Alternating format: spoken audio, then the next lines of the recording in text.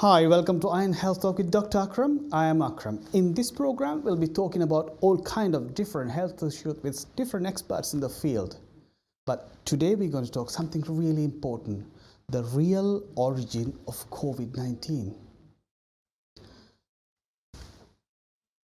So sit back and relax, enjoy your time with us. Let's see. February 26, 2020, the first French patient, a 60-year-old teacher, died in a hospital. He was from Oise. The following day, the second victim was admitted to University Hospital of Amiens. He was also from same region. Interesting enough, both of them hadn't been to China or had connection with someone returned from China. Then USA, Japan, Italy, UK cases spread early in 2020. And there was a ship in Atlantic. It all went well until one after one the holidaymakers fell ill with fever, sore throat, malaise and loss of taste. Soon after, the diagnosis was made, a novel coronavirus infection, later identified as COVID-19. What is the possibility of these people having contact with Chinese wet market in Wuhan, or its infected people from Hubei province? We all still believe the virus jumped from bats to pangolins and from pangolins to human in a wet market in Wuhan, China. How is it possible for this infection to spread that fast and kill a few 100,000 people around the world? Was it possible person-to-person transfer to occur that fast? Have we thought about any other possibilities? Have we thought about the past pandemics, the plague, the Spanish flu, how quickly it devastated our society? Have we ever gone out of a comfort zone of thinking and imagine if the infection fell on us from above? Will it be possible? Are there any evidence for that? Have you ever heard that super infections can fall from the sky? Collisions of comets and asteroids on Earth that is laden with life not only destroys life, brings new genes in the form of viruses to boost evolution. There are over 100 billion habitable planets in the Milky Way. And as our solar system throws genes out into stellar space, some of these could certainly reach other life-bearing planets. In this way, the whole Milky Way is one connected biosphere. Today, we are here to talk about the possibility of infections coming from space. We have a pioneer guest in this program, Professor Chandra Wickramasinghe. Professor Chandra Wickramasinghe, a professor in astrophysics in the University of Buckingham. He was awarded a PhD in mathematics from Cambridge University in 1963. At Cambridge, he was elected a Fellow of Jesus College and served as a staff member at the Institute of Astronomy. In 1973, he was appointed the head of Department of Applied Mathematics and Mathematical Physics at Cardiff University. He is currently an honorary professor at Buckingham University. Out of his 350 scientific papers, many are published in Nature. He authored and co-authored 30 books. His exceptional career took him to many universities worldwide where he held visiting professional appointments. Professor Wickramasinghe holds honorary doctorate from Soka University of Tokyo, Japan and University of Ruhuna, Sri Lanka. He is a recipient of numerous prizes. Let's welcome in our show Professor Chandra Wickramasinghe. Hello, Professor. Hello, nice to be on this show. Thank you. Thank you very much for agreeing to be with us in our show, sir. It is our pleasure to have you in our show. How are you doing today? I'm fine. Enduring the lockdown and the punishment that we're all having to suffer for the coronavirus, but that's our lot. Exactly, that's right, that's right. But today we're going to talk something really important because lots of people believe what they believe, and we're going to talk something different. First of all, do you believe that COVID came from bats via pangolins to humans in a market in Wuhan? Well, the short answer is no. I don't believe it. But having said that, I think I should fill in on the background to why people say this, and people say it so often that most of our public are coming to believe that this is an irrefutable fact. It is not an irrefutable fact in my view, and I think I should really give you a little bit of the background of this whole idea of viruses coming from animals and being transferred from animals to humans. The story really goes back a very long time to about 3,500 BC, when the first cities and the first human sort of conurbations were coming into existence, mostly in the Mesopotamian Valley and in the Indus Valley civilization. Now, the theory is that when these people come together in cities in hundreds of thousands, they also bring animals, they domesticate animals. They need food, they need milk, and so on. So these large groups of people then live in very close proximity to animals, to farming animals, and because farming animals are known to get sick from time to time, they believed that the virus or the bacterium or the pathogen was being transferred from the animal to the human. Now, that evidence, the evidence for that is very, very slim. Of course, the coronavirus, for instance, does infect other species besides humans. In fact, as you mentioned, bats and pangolins and lots of other animals as well, other mammals as well.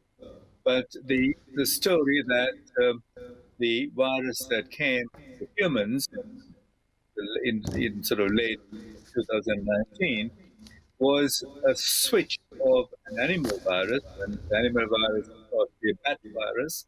That virus got into a pangolin, and then through the pangolin to the human. And the wet market, as you said, was implicated or was alleged to be implicated. But if you really analyze that, and my colleagues in various places have analyzed that, that claim is very, very difficult to maintain. The jump Exactly. from the bat, the genetic jump from the bat to the pangolin to the human involves many, many, many random changes, very specified random changes. And the probability of that happening anywhere in Is the history of the planet is absolutely almost zero. So I don't zero. really believe that Okay. an explanation. Okay, But, that's very good. but Thank you very much. And the next question is, has it made in China or in America in a lab? again, I mean that if you make that statement, it is not easy to disprove it because you can make a virus nowadays. Biotechnology is very advanced. You can take a coronavirus, a common cold virus, and do lots of genetic engineering in the laboratory and produce a new form of the coronavirus that could be harmful. And of course, you release large numbers of it in one place, say in Wuhan or tropic over Wuhan, then the spread takes over. But I don't think there's any evidence for that. And the evidence, in my view, favors a natural event that brought the virus Brought. from outside of the Earth to the Earth. And Wuhan happened to be the first place that it descended on. And then from there, of course, there was further. Um, what happens, I should tell you, is that this virus probably came in a icy cometary bolide, as they say, sort of lump of ice that came out of the comet, which is, in our view, I'll come back to that later, our view, full of cosmic microorganisms, bacteria, and viruses. So this lump of material came over, probably over very northern part of China, Yes. exploded, released all this viral cargo into the upper troposphere, into what's called the jet streams, right? And those jet streams are moving very fast around the world world. They moved as a northern jet stream and a southern jet stream, and this, I think, happened in the northern jet stream. And so it fell, first of all, it broke loose into China, into Wuhan in a big way, and then kept on sort of cruising around the world in this tube of stuff that is called the jet stream. So, But yeah, now, you are of course, telling that the virus is coming from space. Is that right? yeah, I mean, if you say it in that way, it's almost might sound ridiculous to people, but it has to be, that statement has to be seen in a much bigger context. And the Exactly. bigger context is that life itself on the earth arose from cometary microorganisms, from cometary bacteria and viruses. The usual theory that life emerged spontaneously on the earth in the primordial soup is pretty much disproved beyond any shadow of doubt.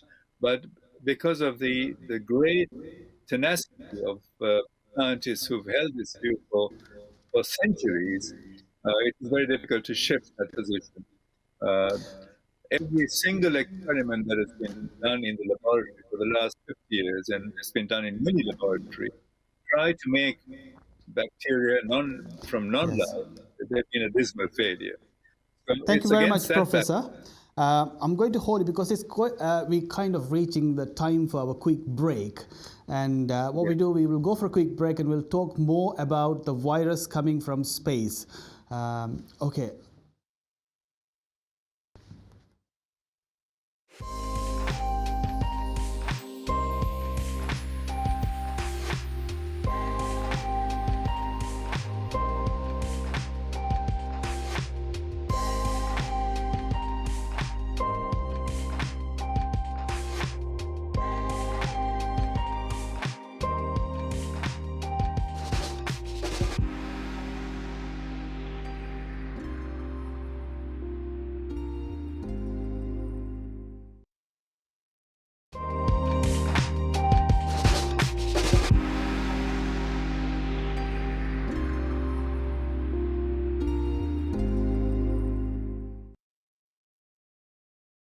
Hi, welcome back to Iron Health Talk with Dr. Akram. Today we are talking about the real origin of COVID-19 and we're going to talk a little bit about panspermia. This must be something new or you would have read about it. And in our show we have a special guest, Professor Chandra Wickramasinghe, who is a professor of astrophysics. And he's sharing his expertise with us. And let's go back to Professor Chandra Wickramasinghe. Professor, can you explain us, can mainstream science explain why some disease suddenly appear on Earth, cause massive destruction, then it just goes off and it comes back again? Well, I think that is a very interesting story that runs through recorded history. The history of the world has been punctuated by pandemics, epidemics that start suddenly and then run its course and disappears. Sometimes those epidemics are recurrent, they lie dormant for maybe tens of years or hundreds of years and then repeat and reappear. But this is a continuing pattern, and one of the earliest pandemics that have been talked about in history is the so-called Plague of Athens in Plague classical of Greece, Athens, yeah. in 429 before the Common Era. Okay, so 429 these years, yeah. guys, the Athenians, were at the time fighting, having a war with the Spartans, and during that war, uh, the Athenians suddenly went down with some illness that is very tragic. Lots of people died, and it was recorded. The whole epidemic was recorded by a historian named Thucydides. So we have very detailed accounts of what happened, and it is really highly reminiscent of what's happening now in the world.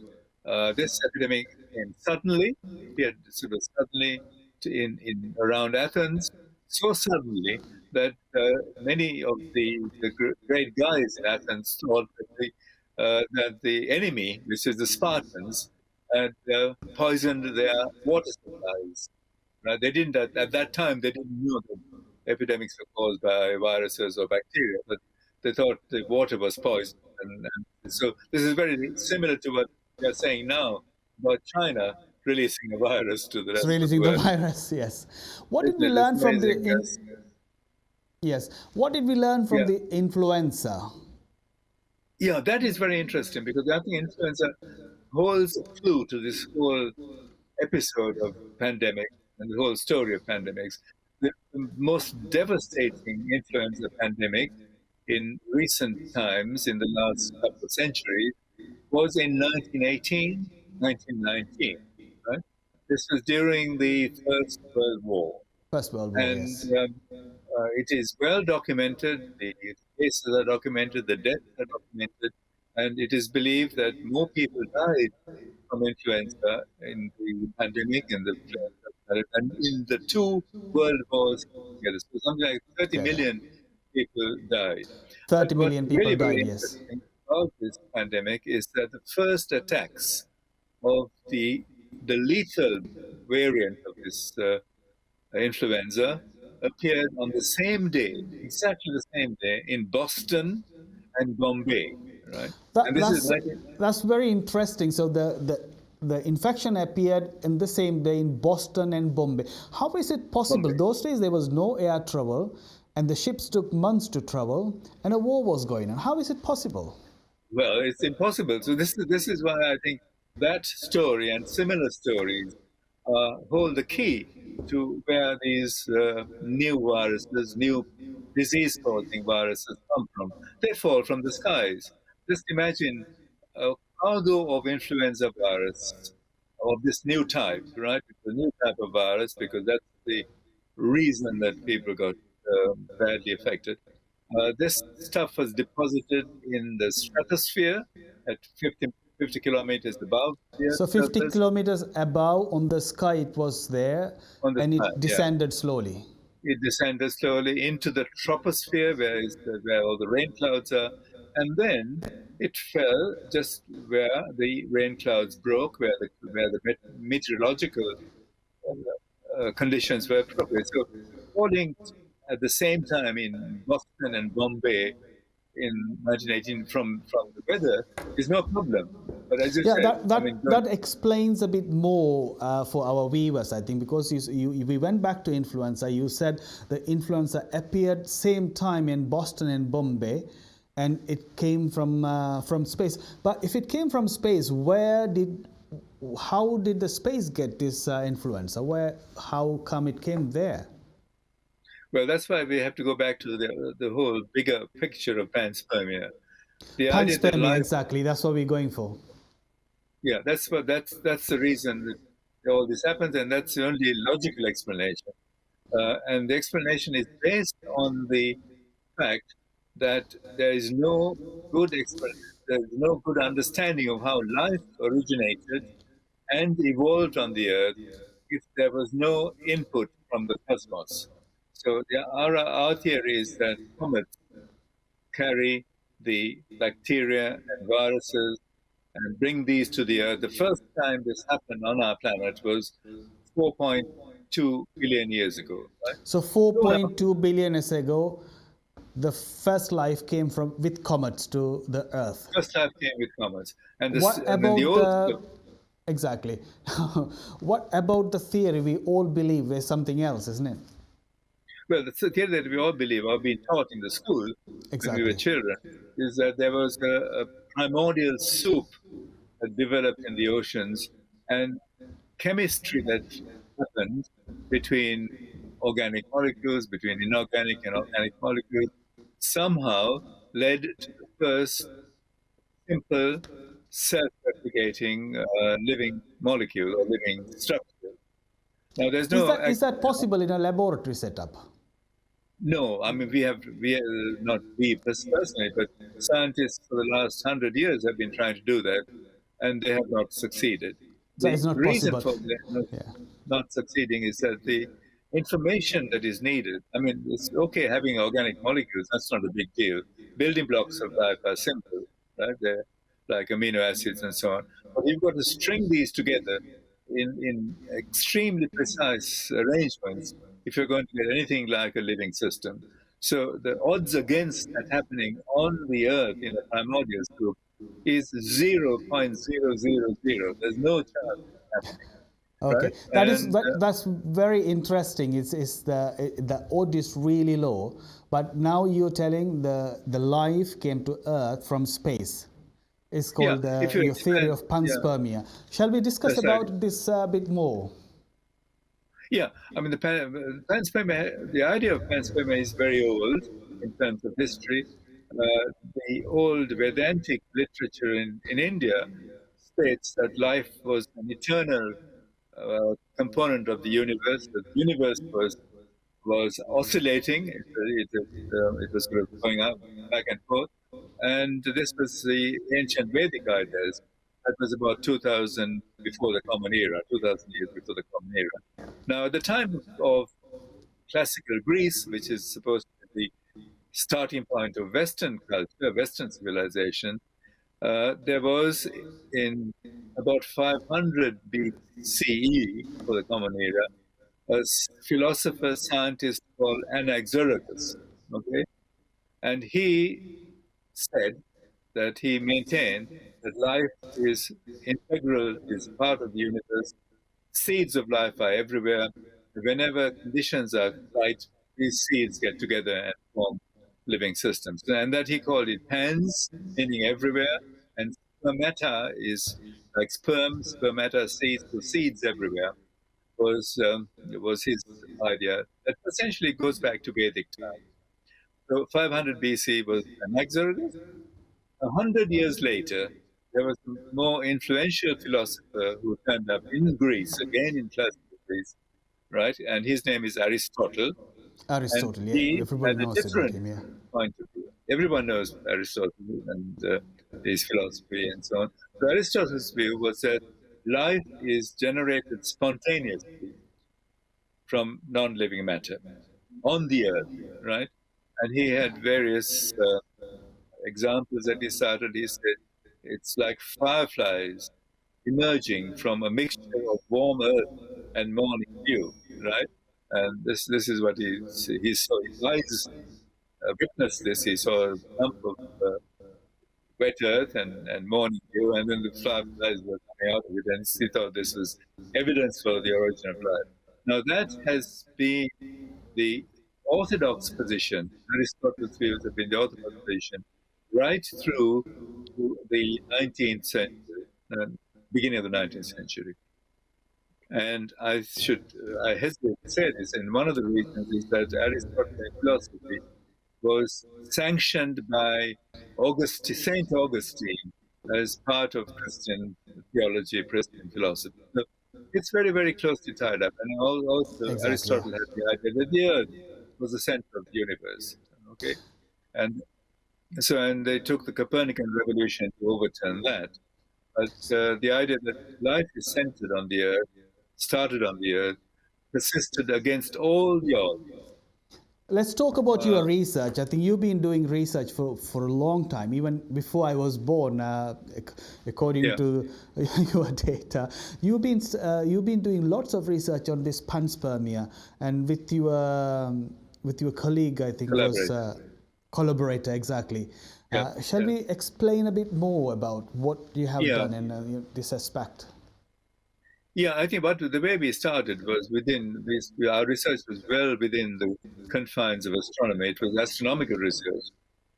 If you look at the night sky, you see the Milky Way, a band of stars that stretches across the sky, and in between those stars there are dark patches, sort of really all shapes like elephant trunks and snakes and dragons' heads and what various shapes, right?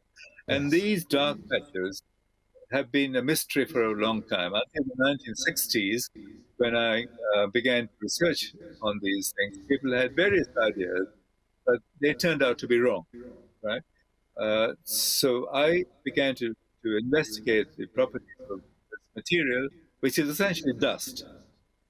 It's So like it's dust, like essentially it's a dust. What we see there is this dark images and the on the dust is sky. not, and not dust like in your house or anything. Exactly, yeah. It's we found it in our investigations over a period from 1960 to 1979. We found it was bacteria and viruses, and these were the main components of cosmic dust. Okay? So Now, how does bacteria this and viruses can thrive in the sky, is that right?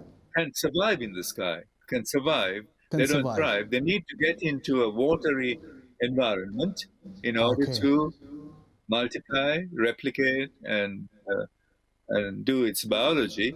And so the comets are the important component of the story. The comets How does collect. comets help them?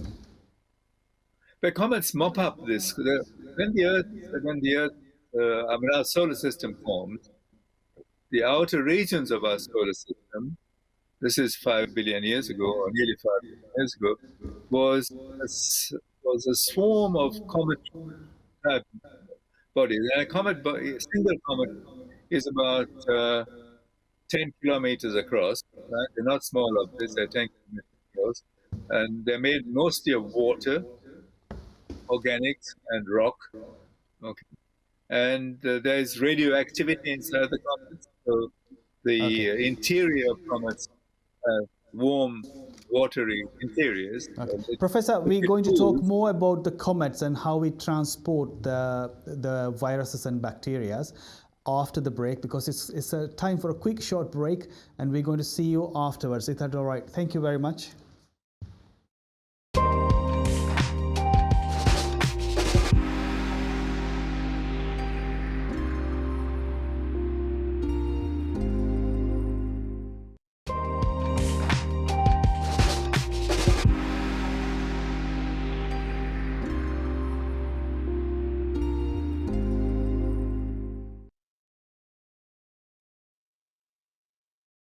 Hi, welcome back to Iron Health Talk with Dr. Akram.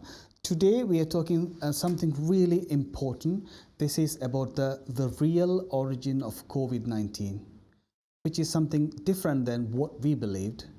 And in our show, we have our special guest, Professor Chandra Vikramasinghe. He's a professor in astrophysics. So far, we have talked a little bit about how the sky could shed viruses on the Earth and how it came with comets through, and it was dropped in the stratosphere, then it slowly descended to Wuhan. What we're going to talk more in the program, how could the comets harbor this organism? How is it possible? And where does this organism come from? How does it get into the comets? And then we will explain a bit more why this infection spread in this pattern, especially in the same area as Wuhan, if you see. Okay. Professor, welcome back again on the show. Okay, thank you. Let's go back and talk about these comets and how could comets harbor these viruses and bring it towards our Earth or different planets? Well, I think we should mention also the comets have been cleared by many ancient civilizations, by the Chinese, by the Egyptians.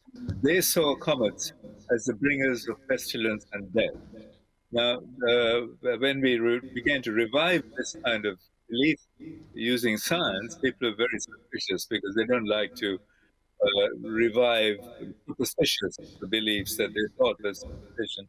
But actually, to see a comet in the sky, what you see is a tail of dust and debris that's been thrown out from the comet because it has come too close to the sun, evaporating, it's producing a whole long tail of material. And it is this tail of material that contains bacteria and viruses. And if such a tail interacts or crosses the Earth's orbit around the sun, Earth's path around the sun, then you would get bits of this comet coming into the Earth through the stratosphere. That's the connection that I think we have to. Okay, once it comes to the stratosphere, what happens to the comet? Why doesn't it come to the Earth? Well, sometimes, very rarely, Sometimes, a comet rarely, yeah. hits the Earth and causes a lot of damage, like in the at the time of the extinction of the dinosaurs, Exactly, yes. 65 million years ago, I think that a comet, a small comet, hit the Earth, struck the Earth, and you can actually see the crater in the bottom of the seabed in the Yucatan Peninsula. So that happens, but very, very rarely. Most often, the material from a comet is in the form of dust or meteorites, right? Meteorites that sort of from sizes of a sort of little lump of rock to a huge boulder and bigger things also. They fall into the skulls, fall through the earth, and survive, right? And so this is the way that even the smallest virus particles can enter the Earth's atmosphere and survive. And we've got to remember that if you look at the Earth's surface, it's full of human life is very small. Mammalian life is very small. The overwhelmingly dominant life form on the Earth is microbial. Right? Microbial, yeah, Uh, that's right. That's true with is- the and even with the sea, isn't it? There's plenty of yeah, viruses. yeah, absolutely. If you take a single drop of ocean water, right, go out into the sea where you're closest to where you're living and take 1 drop of ocean water, that drop of ocean water contains 1 million viruses. Million 1 million viruses. viruses. Exactly. Uh, And there was, I and think, I have read in one of your articles that you were talking about Sierra Nevada. They did some oh, tests and they found that viruses. was yes, that's very, very interesting. This is only 3 years ago. A group of international scientists, Americans, Canadians, Europeans, they went to the top of the Sierra Nevada mountain, right? Which is at what, 4,000 meters or something. And they had collecting devices to collect everything that rained down in the mist and the rain fell on collectors. And what they found was that every single day, 600 to 700 million virus particles fall on the earth every square meter. So So take a one every square day, meter of the 600 to earth, 700 million viruses million falling to. virus particles fall on Wow. the earth. Right? It's So a this coronavirus staggering. is It's something not very new. So this is nothing. one another virus.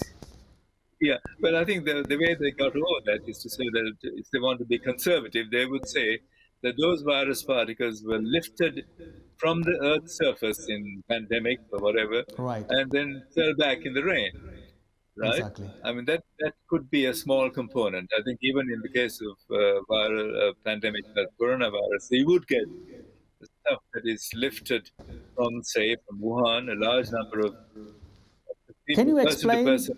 Yes. Can you explain us how come it fell into Wuhan? How was the Himalayas effect on and Wuhan, and how does it spread around the world? Because we said the coronavirus did not go from human to human to spread from China to USA to Japan and other places. We said you said it spread from the sky. How did this happen? Why is it China? Why is it China? Okay, that's an interesting question because all of the diseases that I think we can locate recently, like influenza, new pandemics of influenza always seem to start in China, right? And what happens, in my view, and according to our point of view, is that the Himalayan mountains are the tallest mountains, right? They essentially puncture a hole into the stratosphere, That's true. and Yeah. it's like a bathtub. So if you have cometry, viruses, bacteria deposited in the upper troposphere, right, at 10,000, 20,000 kilometers, then the Himalayas essentially pulls it down. He pulls it down. That's right. And how did That's it what happens. spread in that area? You said it's a northern latitude, some area Yeah, it northern spread. latitude. I think I mean this is only a guess and a conjecture, but if you think of injecting a large number of virus-sized dust particles into the troposphere, right, into the jet streams, then the jet streams go around the world, swirl around the world at a latitude of 40 degrees, and that's where most of the first attacks of these pandemic outbreaks took place. But I mean, this is not to say that person-to-person spread is not important. That is a very, very important. Once the virus comes down, then person-to-person spread is very, very important, and that's the reason why we're all locked down these days, isn't it? We So want I'm to going to ask a minimize. question here. Even though the viruses come from sky, we still have to protect ourselves, wearing masks, taking vaccines. Do you believe in this one? Well, I don't know. I have myself taken the vaccine, so Exactly. I've got to say I believe that it is So useful. we still have to protect, isn't it? We have to still follow the WHO guidelines, the hospital guidelines, the I think it's country important. I guidelines. think it's important It's because important. it is an infective agent. Wherever it came from is not is important, but it's not as relevant as protecting the population from spreading what has already come down. No, isn't it? Forget where it came from. It's come down, and Exactly. it's been passed from between people. And if you have large congregations of people, then there is a bigger chance of spreading. So all that is fine, but the origin is what I And I'm going to questioning. ask you something that you have written a letter or to a magazine or an article that you have warned the governments that there is a pandemic coming. That was in 2019, even before the coronavirus started. Yeah, Can you elaborate a little bit on well, it? yeah, yeah. What we said was that at times when the sun is very active, right? It's called sunspot maximum. There are many spots Sunspot that you can see, maximum. right? At these times, the Earth's magnetic protection, right? There's a magnetic field that's called the magnetic sheath around the Earth. That that gets disturbed and sort of broken apart, right? So just imagine a comet coming outside of that magnetosheet and throwing out these particles. In normal times, the magnetosheet would limit or impede at least The the magnetic descent of the sheath will impede the descending of viruses or the yeah comet. yeah. So if you break your sheet, if you break a magnetic sheet, then anything that comes close by, any comet, any asteroid that comes close by, could shed particles, and those particles would come right through to the surface of the Earth. So I fear that might have been a effect. So you have written that letter. What kind of reply you got for that letter? Well, it was just ignored because It was. it was so outrageous. Why is that mainstream scientists they don't want to believe in this theory of panspermia and the viruses coming from space and the life came from space? Well, I think it's the intensity of the propaganda that is going on. I think people are so moved. If you say something enough times, people believe it. So if I keep telling you on the radio, on the television, the virus came from China, it was manufactured in China, or that it came from pangolin bats, then people will believe it. But the truth is quite different. I think to get the truth, you've got to really analyze things without the prejudice that is around. The story of the virus jumping from bats to pangolins to human, it sounds like a Western movie Movie. story. It's quite interesting and how it could travel that fast and kill huge amount of people within short time. And even though the air travel was kind of restricted at that time, and Yeah. as I said in my opening speech, the first French patients who died in France, Yeah. uh, Yeah. they didn't have any contacts. And even Italy, it was similar, isn't it? The Italian Yeah. person they Yeah. suspected. There are many. Yeah. I mean, as I kept mentioning earlier, I think person-to-person spread is important. But the first attacks, well, in many of these places where there were big outbreaks, remains a mystery. For instance, even in Sri Lanka, the cases were sort of almost very, very low until a definite particular moment in time, and then it rose very suddenly, right? And so whenever that happens, people say that it has to be a case zero, a mystery case, or someone who has come into the community and not undergone the quarantine or surveillance. True, And true. that may not be the case. I think and those instances are probably examples of direct infall, not person-to-person spread. So it's a case of direct infall followed by person-to-person spread. And that's what happens in all pandemics. In influenza, in the 1918-19 pandemic that I talked about, the first attacks were in Boston and Bombay, and then it spread out from there. And before we close off, now we have said that the virus is coming from space. What can we do in the future to prevent or to be aware of it? What kind of advices you give us or the governments? Well, I think what I would like to say is that it is possible to predict the infall of these pathogens maybe 1 or 2 years, maybe even more than that, a few years before it happens. And to do that, you've got to have surveillance of the stratosphere. You've got to have balloons, you've got to have instruments taken to maybe to the International Space Station. Actually, you have sent some, you have, in collaboration with Indian Space, you have sent some balloons, isn't it? Well, we did that, and this was a while ago, 2011, and we found lots of bacteria, and people haven't taken any serious note of it. But this is a very important way to protect ourselves, to monitor the skies for our safety. Exactly. Thank you very much, Professor. I think we are coming to the end of the show.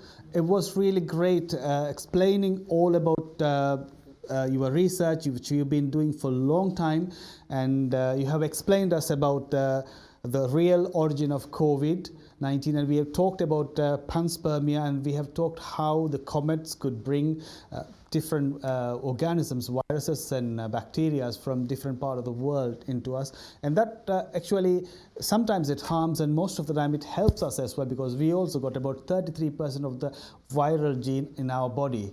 So thank you very much for being with us in this show, and for all of you, for if you have any more further questions, you can always write to us in our Facebook, YouTube, or Instagram. Otherwise, we're going to see you in our next program. Thank you very much, Professor, for being with us. See you in our next program. Thank you.